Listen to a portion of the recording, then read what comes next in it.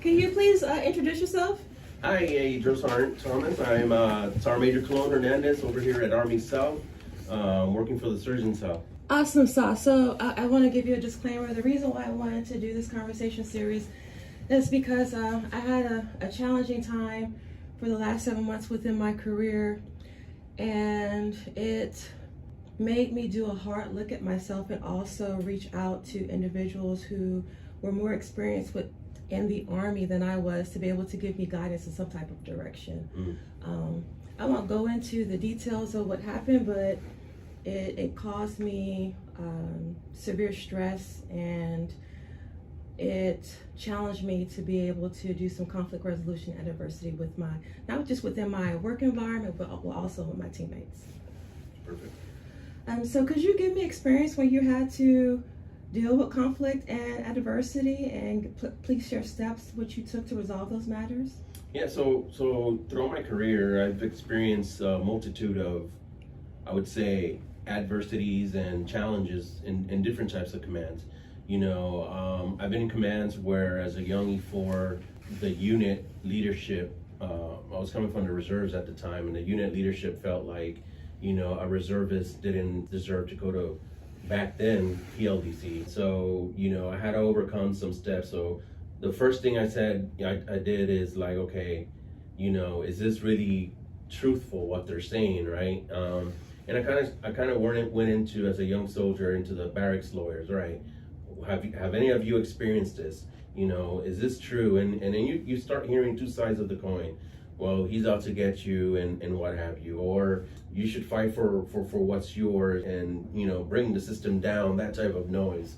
Eventually, it took the sergeant major at the time in 3rd ID to sit me down and talk to me, and he was like, hey, what's going on? You should be going to the board by now, and you haven't gone, and da-da-da. So I explained to him, hey, my platoon sergeant at the time does not want to send me because he believes that reservists that went to a PLDC in Puerto Rico is not good enough to go to the board. So he was like, that makes no sense, right? So at that time, he gave me some reading materials, UCMJ and some regulations, while he did his sergeant major work. The end result of that was that he came back around, and I went to the board, right, and I got promoted. But I learned a valuable lesson that, sometimes when you're faced with adversity, the first thing you have to do is, what do you need to do for yourself to take? Can we talk about that? Yeah. Because I think a lot of times we're so focused on the adversity, we're not focused on, okay, what is my part or what is my takeaway while we're going through the adversity? Yeah, so no, that's a great question. So what I did is twofold, right? I have a history from my childhood that kind of like prepped me for challenging times, to say the least. So one of the things that I did is like, okay, what am I doing wrong? Is it racial? Is it equal opportunity related? Is it minority? Is it because I'm a medic amongst, infantry or tankers? What is going on, right? So, is it my PT? Is it my work ethic? And then slowly but surely, I did find things that I could improve, like back in the day, shine your boots a little bit more, or, show that crease a little bit more, and show up at the right time, and don't be last during your 4-mile, 2-mile run. Go out for challenging events like the EFMB for us medical folks. So yes, but after you do your self-check and you reach the point where I know I'm in a good spot. Yes, I've had some growing and learning to do, but it shouldn't amount to so much negativity or obstacles being imposed in my career, right? So that was pretty challenging for me, and it wasn't the only time, right? It seems if I could go back, every stepping stone in my NCO development, I've had challenges. The first big one was that one, and I would say that was more like ignorance. And ignorance is not, I don't use that as a derogatory term. It's just not knowing, right? I was ignorant of, what a soldier needed to do to better himself first and look out for himself. Because at the end of the day, the Army team is a strong family community. And, like every family, we have good people, bad people, indifferent people, right? But at the end of the day, the one constant thing that successful families have is that the individual rises to the occasion on his own merits and is trying to then, and I hate to say it like this, prove himself to his family, to his peers and whatnot. And that could be challenging at times, because some people might seem that as, well, you're just, trying to hoard all the awards and all the attention and all this. No, it's not about that. It's about, I have a goal that I have to prove to myself. I presented, with this obstacle, and I'm not gonna go down, without a fight, right? And I think that's that translates into combat, and that translates into garrison operations. And one of my other challenging times was that E4 young medic, got to Germany. We deployed to Iraq. First patrol, I hit an IED, right? And it was like that aha moment, like, oh my God. So till this day, I still struggle with, could have done more, right? And I still find ways to look internally and try to get to, all right, what could you have done better? And honestly, the answer is there's certain things that you're never gonna be able to do physically, mentally, spiritually, that's going to satisfy everything, or even in our line of work, help with the life. And that translates into our day-to-day life, right? So, we have folks that we talk to, and we try to seek counsel and mentorship from. But if you don't believe, or if we don't believe for a chance, that there's a hint of some mentors still trying to see, well, he's here, I'm gonna help him up to here, but until I get up here, there's a little bit of, I gotta keep that to myself. And it's sad, right? It's very sad. And eventually it catches up to those individuals, right? Because I believe in God, right? So when God has a plan, I had a saying in Puerto Rico that, the slice of pizza that's meant for you, nobody's gonna eat it. So I love that. So whether you fall today, get up tomorrow, and you see somebody that, and we use this a lot, well, how did he make sergeant major? How did he get promoted to master sergeant? I know all this background story that shouldn't amount to that, and you feel defeated, right? But sooner or later, you're gonna be put in a position where now you're gonna be that icon, for lack of better words, that light that says, all right, well, she made it, or he made it, right? And they made it to where they're doing it, and then the person who was trying to keep you down is gonna be like, wow, and hopefully it's a lesson for them too, right? So yeah. So do you think part of some conflicts that us NCOs have is that we're so focused on the presented package of someone that we look up to, and we're so focused on either trying to be that, to where when we're in our environment we start to tear people down? Or do you think that is a positive way, is to like pick someone and then try to follow their path? So I would say that's it's a loaded question, right? Because it's twofold, right? I can choose, I'm an Audie Murphy, just like you are, right? So a lot of folks, when you talk about Sergeant Audie Murphy, you'll hear that, oh man, great accomplishments, I can't believe the valor and all the accolades. And then some people are like, oh, you identify yourself with Audie Murphy? Wasn't he a drug addict, or didn't he beat his spouse, or alcoholic, or whatever? So, perception, unfortunately, is a big thing. So who you follow sometimes could be detrimental, and could be influential, right? If I had to pick somebody I follow, apart from Jesus the obvious, right? I would say I don't have one person. I have a conglomerate of leaders that have molded me either for better or for worse, and I have this holistic goal, and that I think I should be like that, right? The problem NCOs are facing, especially in your grade, my grade, and those in between, is that we're living in a time where our experiences and our goals, our mentors that we strive to become, are obsolete. And are obsolete because of time, and time has changed. And the new generations of soldiers and officers that are trying to catch up to us might or may not believe the same values that we believe.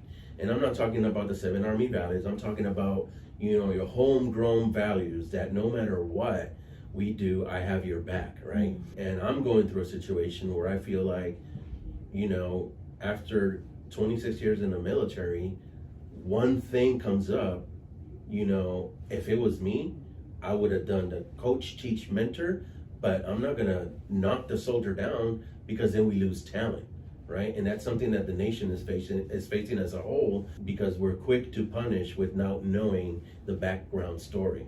There's some offenses that are of course out there, DUI, sexual harassment, assault, all those things. But there are some things that soldiers should be able to be allowed to recover from, right? And I think we are going through the tail end, I believe, of a generation where leaders were quick to say, like, you did XYZ, you're out. You did XYZ, you're out. You did this, you're guilty. And from being an instructor back in the day, I remember it was like that. If a soldier medic would say, he looked at me funny, the instructor would get removed from the podium, right? Investigation would be done, but then he would be like, oh, it was nothing. But then what did you just do to that NCO's credibility? So what advice would you give to like a drill sergeant or instructor that they did not do something egregious? Say they maybe did a TikTok video, or maybe they said, get the fuck out my office, or wake the fuck up, and they're automatically accused with training abuse. And what would those conversations look like as they're going through that investigation process? So if I was to be in that situation and then talk to let's say somebody's investigating me and say, hey, Sergeant Major, you're a Sergeant Major and you shouldn't be talking like this in front of soldiers, blah, blah, blah, or being so harsh, then the conversation, right? First and foremost, and like we talked about at the beginning, look at myself. All right, I got it. Different times. This is not the Army. I hate to say it, but this is not the Army I grew up in, or what have you. These are the parameters. We're all adapted leaders. These are the parameters that the Army, our leaders, want us to abide by. Okay, I went a little bit to the left, a little bit to the right. I'll take that and I'll work on that, right?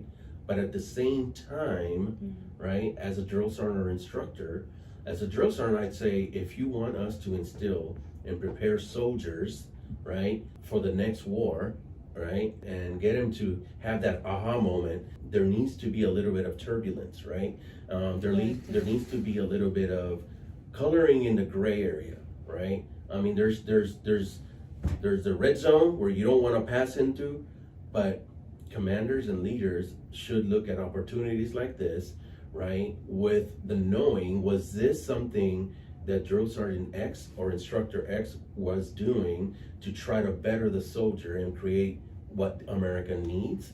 Or is this just me as a leader not wanting something to come back on me in my career so that I don't have a negative stain? And that's important, right? And those that may not know my story or your story might be like, oh no, you're condoning. But no, I'm not condoning that we use slurs, that we use derogatory comments or things like that.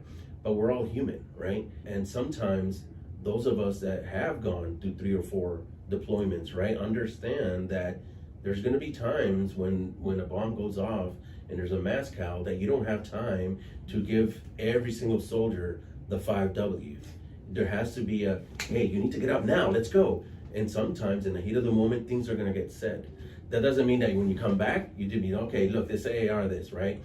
All right, I need you to be more vigilant when we're doing XYZ, or I need you to be up at this time, because if not, these are the consequences. I take it, you don't like me using these comments at you or what have you. I apologize for that. That's my nature. And I try to keep it within the realm of what the Army allows me to do, right? But I'm human too. And I think that goes a long ways, because sometimes our peers and subordinates tend not to see us as human, right? They feel like, well, he should be a robot, right? How dare Sergeant Major or Drill Sergeant do XYZ? Things happen, right? Being on the trail is not an easy thing, especially if you don't have the support of your leadership in certain situations. So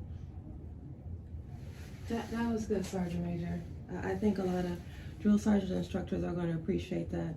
So from your perspective, what might be significant challenges or obstacles of women of color when they try to encounter leadership roles? So I funny you mentioned that, or it's funny, not funny. I talk to my wife a lot. That I will tell you that, and then I'll give you my view. But her every time she asks me in a new duty station, oh, who's your boss or who are you gonna work with? And I say it's gonna, Commander blah blah blah, female, da da da. She goes, oh my God. I'm like, why? And she's like, well, sometimes, unfortunately, some females and even some minorities, we always feel like we have to prove something, and sometimes that bleeds out into our command philosophy on how do we lead and do certain things. So there's that. I would say it's a misconception, right? I think it's a very big misconception that a gender, whether it be male or female, I think we all have something to prove, right?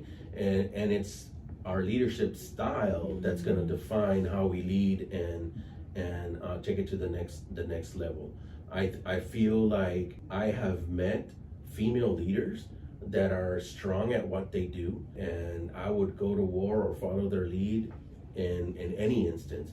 They're no more capable than me at doing whatever task is put at their hands. I have met female leaders, since you asked about females, that tend to need a little bit more grooming when faced with challenging scenarios. And I think that stems down to, how do I say it? It's just the upbringing, right? If you were raised in a family where mama was always the mama bear, and now you were an officer, right?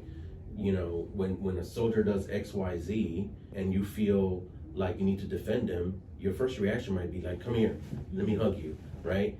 And sometimes leaders exploit that and say, oh, that's conduct unbecoming, she's not fit for leader, da da da. So it's a very, very fine line, because I think every individual is unique, right? Every moment is a learning moment. If I was a sergeant major and come in and I see one of the commanders, hugging a subordinate in a time where she felt like her soldier needed some sort of support, and that's what she gave, that emotional support, I let it go, and then I come back, circle around, and then talk to her about it. Like, all right, I understand you, but it's a fine line, right? And that's one of the things that I feel like the military keys on a lot. They're like, is she gonna be a leader, or is she gonna treat me like a mom, right? And that's unfortunate, right? There's also females that are the opposite. They're like, they feel, I would say I've met one or two, and I've met a lot of female good leaders, but I have met one or two that felt entitled, right? And it felt entitled to the point where, because they were in certain positions, they felt like they were owed something, and they forgot that it's about being a servant leader, right? And soldiers see that. I've seen female leaders cry on a flight line when they see an injured comrade come in and stuff like that. To me, those are normal reactions, right? And that's the biggest stepping stone that not just the military and we have, but I think the nation. And I think that's why it's taking America so long. Was it 5 years ago, 6 years ago, maybe, that we started, female can be a tanker. They can be artillery. They can go to Ranger School, right? Because you can, right? There's nothing but society, right? The society we live in looks at that and they're like, oh my God, that's a daughter. Well, what about thousands of sons, right? And I think it's nothing to do with the Army. It's there's onesies and twosies, like I just explained, but the bulk of the issues with some females in leadership is when they deploy, and then when they're what society sees them do. It's trend setting. General Richardson, my general, right? And she's a trendsetter, right? Army North, Southcom, first 4-star COCOM commander. She's great. I've met her. When I see her, I see a leader. She's a mom, of course. She's a wife, but when I see her, I see a leader. I don't see that. And I think the more females are given that opportunity, minority females at best too, to do that. My battle, Command Sergeant Major McFarland, right? I know her from Audie Murphy when we were both instructors and then went to the academy together. When I see her, I see a leader. I know her on her personal side, and I know she's a mama bear, but that doesn't translate to her leadership style, right? She's just, she's firm, she's a great leader, and I don't think nobody would ever doubt that of her. So do you think that we use our we use that stereotype to pigeonhole females or a specific set of females when we don't agree with their behavior? Yeah, so I feel like certain types of commands do. I feel like certain commands may think that they need to fit a certain stereotypical woman who serves in the military to fit their ranks as leaders, if that makes sense. So let me see a good example. So obviously, I've been in 1st ID, 3rd ID, 173rd, 82nd, 44 Med Brigade, hospitals all over the place.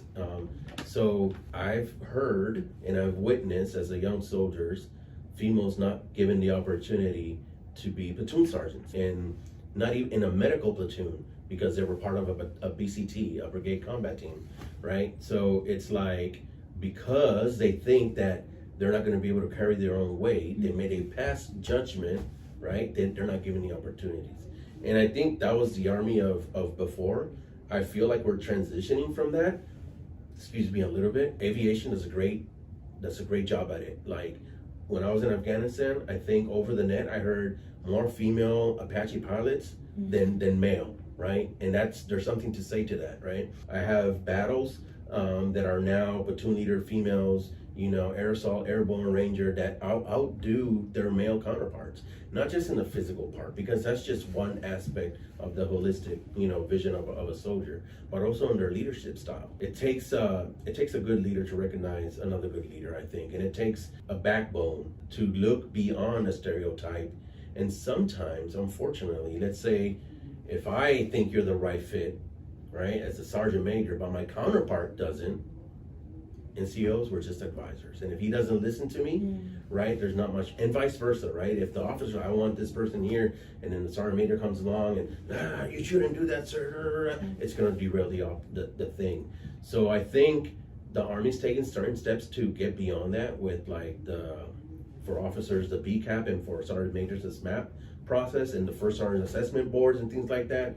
So I think they're hinting at it. I think they could still do more, be more proactive at getting rid of stigma of promoting female leaders, especially female leaders of minority. I've been in command where they had female leaders, but they're all one race.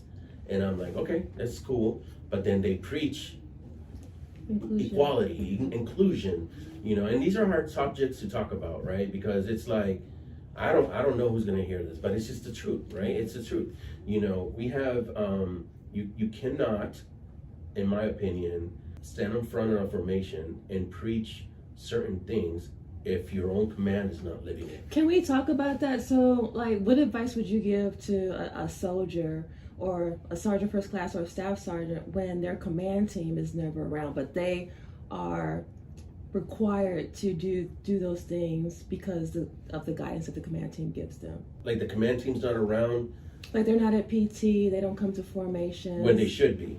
Yes. So, the first thing I would do, honestly, it's a fine line, right?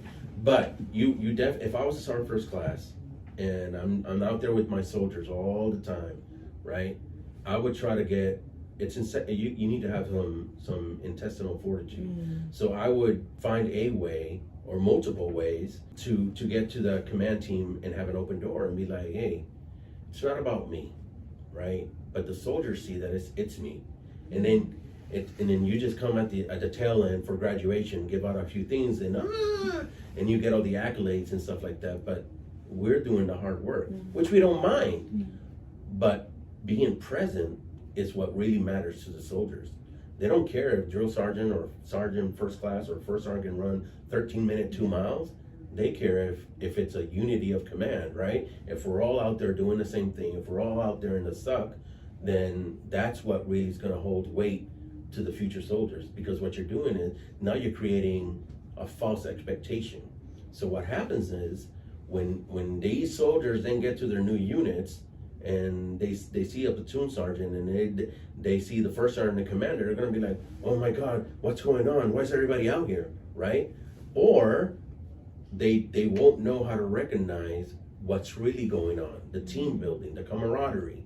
And I think those are all big things that leaders sometimes don't take into account because they think in the now and what can I do today, and don't worry about tomorrow. This position that I'm serving in right now has helped me to look beyond my life in the military. I got like 4.5 years left, but I'm doing things or talking about things that hopefully outlive this conversation or anything I've ever done in my military career. And it's things like that, you talk about height and weight, well, height and weight, there's no change needed, a leader said, right? And I'm like, well, really? I think there should be, right? In my opinion, but that's a topic for another day. Same thing with inclusion into different combat arms and stuff. Don't talk about it, let's make it happen, right? So yeah, you definitely, and there's tools, right? So DEOC surveys, right? Believe it or not, DEOC surveys hold some weight. I don't want to diminish the DEOC surveys. I like better using the sensing sessions, like when the command chief would come down and it'd be like true, but the leaders have to be true to the word and not have punitive stuff or use oh, tell me what you want today, and then go back and be like, never put that guy in a position of authority because X, Y, Z, right? That's not what we're looking for. We're looking for honest dialogue, right? And if I can't if my message that I've expressed in the DEOC survey is not getting through, if there's not a opportunity assessment session, if I don't feel like I can use the open door policy in this specific instance, then I need to find out something outside of the organization to bring the attention. And everything comes with risk, right? But we still have to be brave enough to accept whatever comes, as long as you're doing what you feel is right for you and for your soldiers, most importantly. Because I'll tell you that if if DEOC survey doesn't work, sensing session doesn't work, and I feel like it's impacting morale and everything else, then I'm gonna go to the sergeant major and then talk to him or her, and I'm gonna be like, and I'm not gonna lie, it'll come back down, right?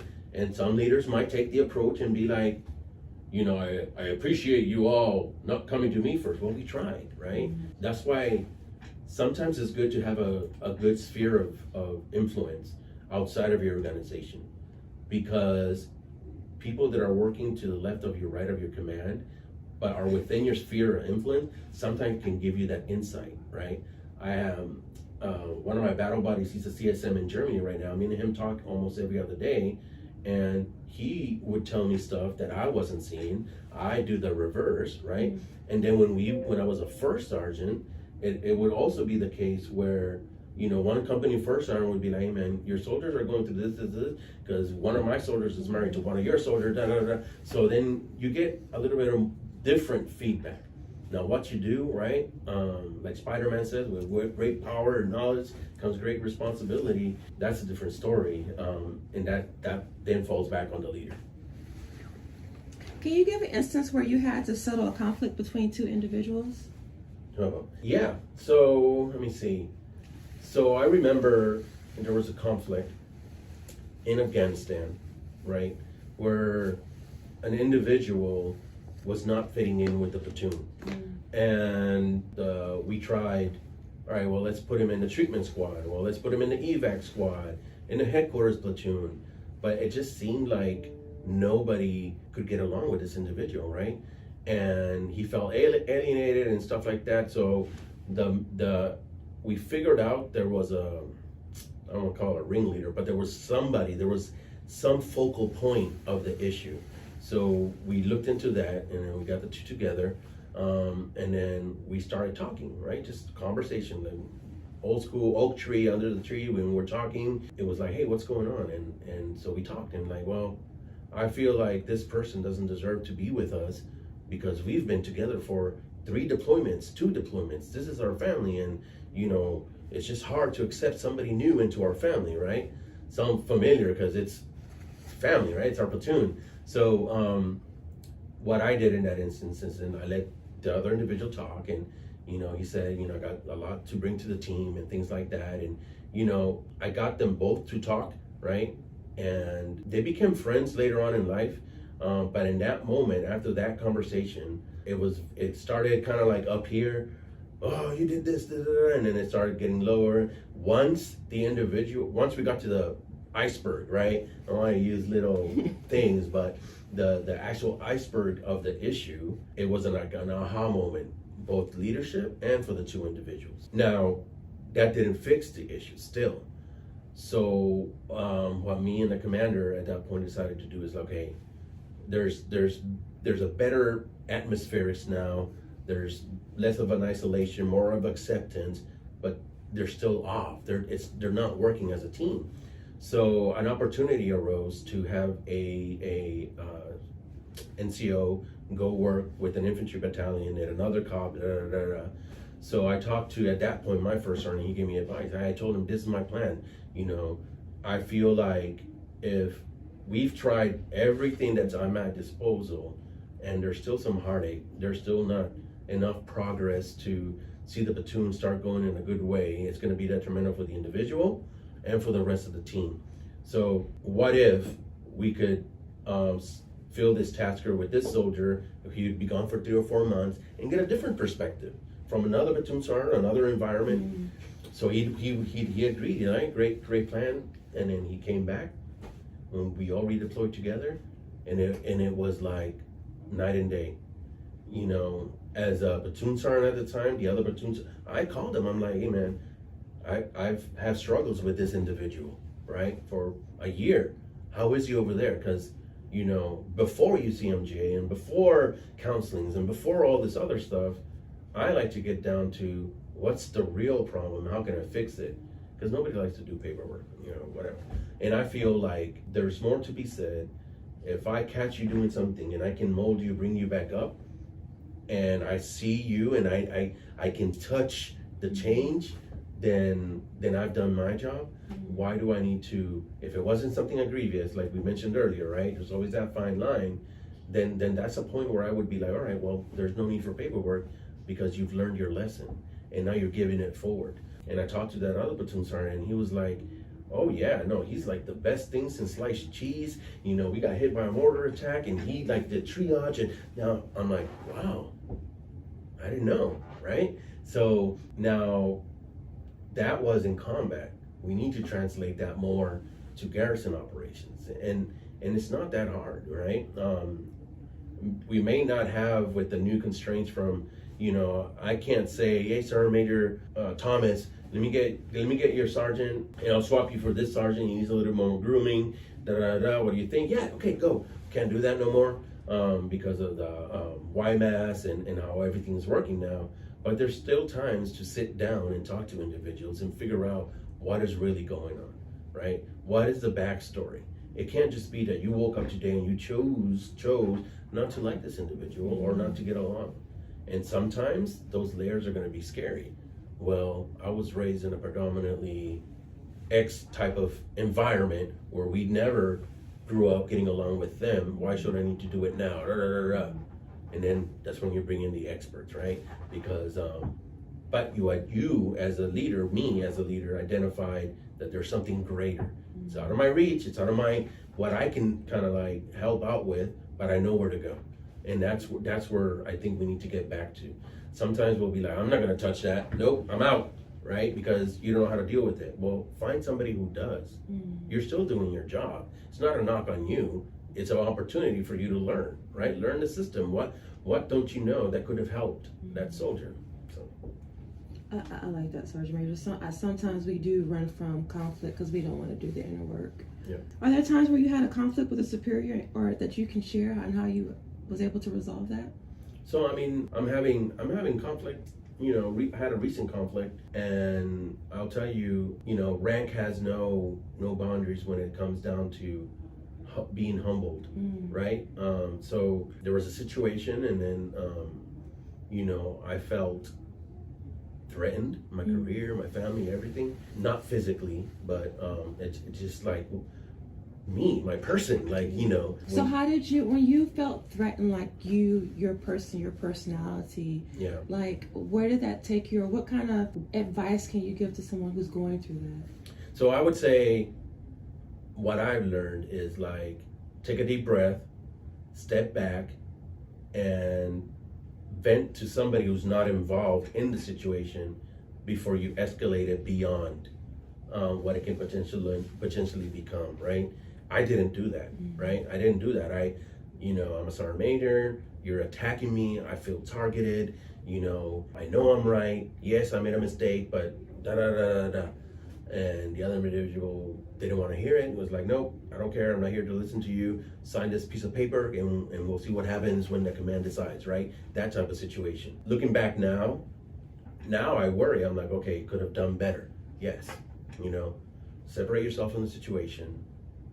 Humble yourself, right?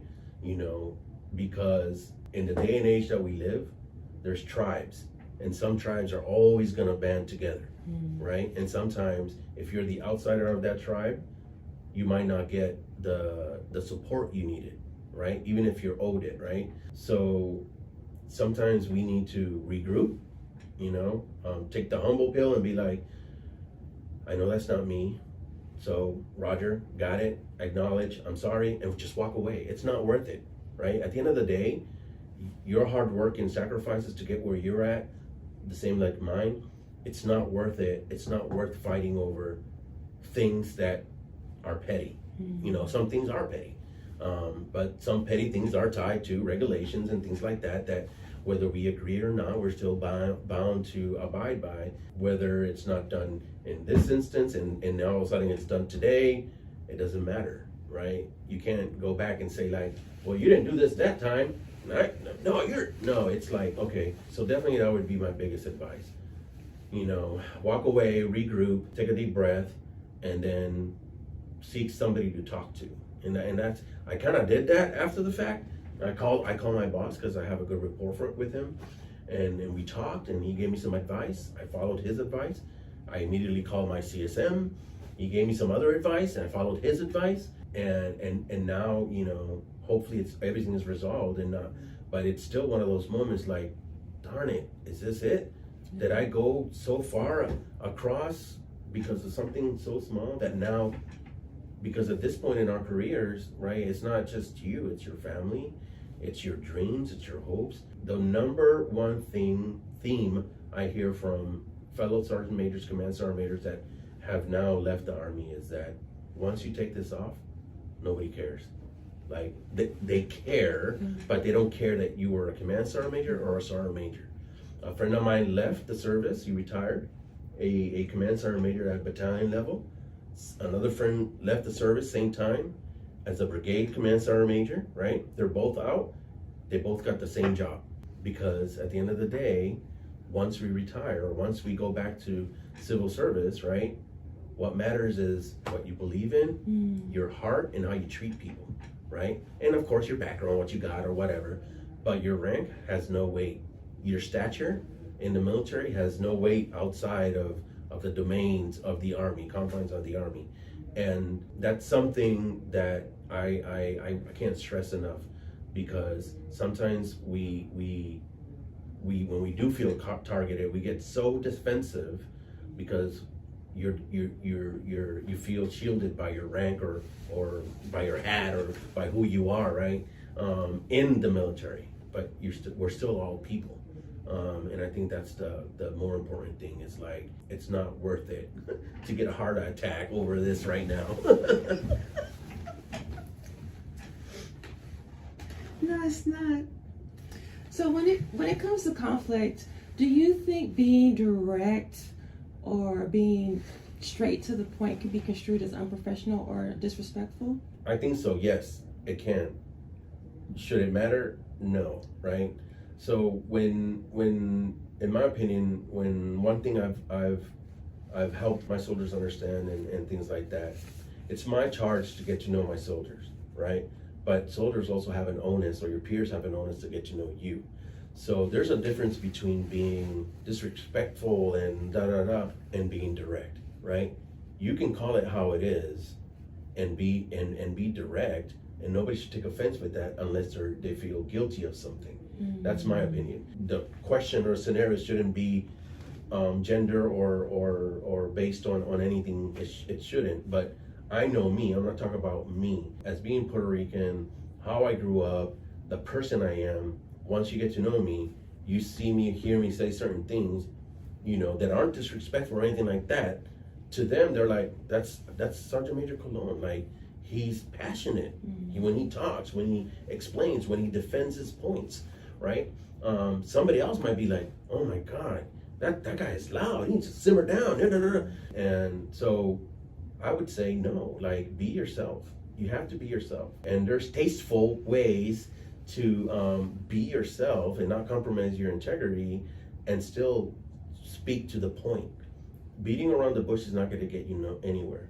And I'll tell you that at this level, the 2-star, the 3-star, the 4-star, the colonel, nobody wants to beat around the bush, right? You tell them how it is, respectfully, right? And respectfully doesn't have to be like, sir, I think your collar's on backwards. Just, hey, sir, I think your collar's on backwards. Or if you're in a meeting, sir, hey, Sergeant Major, hey, I don't think we should do this because it doesn't meet your objective. Some people will be like, oh, what? No, that's what they want, that feedback. That's how they grow, right? And that's how we should grow.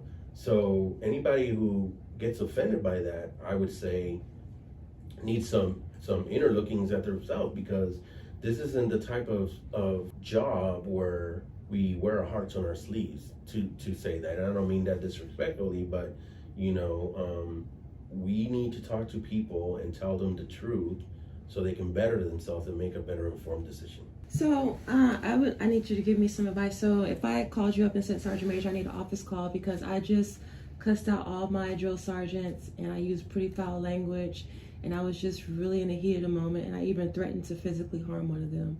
What guidance would you give me to be able to resolve that conflict with my coworkers? So the first thing I would probably do is what you just said. You acknowledge that it was in the heat of the moment, right? And then I would talk to you, okay, before I even get to the event that transcribed that you just described right now, I would try to say, okay, well, why were you so mad? Like, what led to that, right? And though not an excuse, there's almost 100% of the time something that's been building up, leading to, or there's an underlying issue. Now, leaders, unfortunately, I include myself in it, and I do this at home, and it's a mistake as well. Like, because we've been exposed to so much stuff outside of the United States, and there's certain things that to me just don't matter, right? But those little things, even if you're saying they don't matter, they chip at you little by little by little by little. And then the one medium-sized thing comes along and you just blow up, right? So, I try to find out, okay, is this something that has been brewing for a while, right? And what have you or your command done about it to kind of make it better?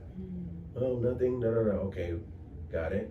Have you seen, and then I would advise you to, okay, well, then you're doing the right thing. You did an office call with me, we're talking about it, and even if it's just a bystander like me and we're talking, it puts your thoughts out there and it lets you express yourself. And then you come to your own realization of what you're saying, right? So then we move forward from that part of it, right? And then we'll be like, well, I'll tell you that we can't treat ourselves like that, right? And I mean, I'd be remiss or be telling you a lie if I would condone, hey, you F this and that, and I'm gonna strangle you if you don't, whatever, we just don't act like that, right? Because what you do is whether you know it or not, people are watching, listening, and looking. Watching and looking are the same thing, but you know what I mean.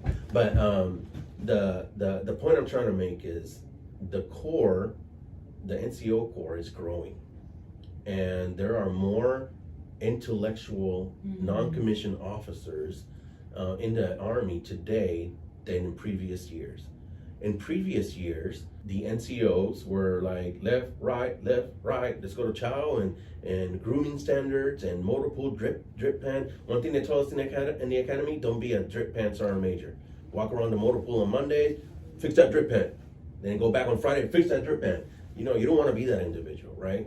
So I say that to say that when we have acts like that of outbursts and stuff like that in front of our peers, it not only diminishes you as a leader, as a soldier, it does it for the entire backbone, right? Because then when you come to the table, some of those officers that still believe that that should be our only job, right? Out and instructing people how to do left, right, left, and stuff like that. It gives them the power to say, no, we don't need sergeant major at the table. This is because he's a sergeant major. He's dealing with the grass. No, we don't want to be that, right? We want to be the sergeant major that can bring our 25, 26 years of service, right, to the table. So when you're doing the decision making, you have a perspective that can lead you to a better decision. So that would be the why. Now, what to do to rectify what happened is, you know, understand that, okay, I did something unbecoming, you know, take the humble pill, I apologize, something I'm working on, and then whatever comes down, you know, just be honest. You know, whether it's 15-6 in Commander's Inquiry or 4856 or whatever, Roger, just admit the facts. Admit the facts and then show and demonstrate how you're going to recover. That's always the best thing, right? Take some time off if you're allowed, you know, or you know, talk to your group, call them all in and apologize to them. That goes a long way. Some people are gonna in one ear out the other, but they listen, right? And at the least, somebody's gonna be like, ownership, right? Ownership goes a long way when we have situations like that. That was really good. So now I'm going to ask some conclusion questions. Leadership is essential. In your own words, how would you define it, and how do you apply it? Leadership. So yes, leadership obviously is essential. I think the best way to allow leadership to grow within your organization is just not just being the focal point, not just being the leader, but be that an influential leader, right? You need to influence others to get to a yes. What's one thing that we can influence our troops? You can help them influence. So for example, when I was an instructor and there was a soldier at small stature, not too heavy, you know, I would motivate her by talking about other people who have accomplished and gone above beyond what they had set themselves as a barrier, right? So when you have a population of soldiers that think that they're not going to make it to the next deployment, then you know you try to talk about your stories, what you've done, others, and other people that have come back with amputations but decide to serve again and continue, right? Those are influential things that happen. I think even if it's after a company run, you come back and the platoon sergeants or the sergeants get together and buy snacks after the run for everybody. You sit down and we need to bring the human touch, right? I feel like as a leader, if your soldiers and your peers look at you as not just the sergeant major, but their sergeant major, right? Their first sergeant, their platoon sergeant, because they feel part of you, that's where you're gonna get the most buy-in and the most positive attitude from your subordinates. I left Germany in 2010 after being there since 2000. I loved my unit. The camaraderie was awesome.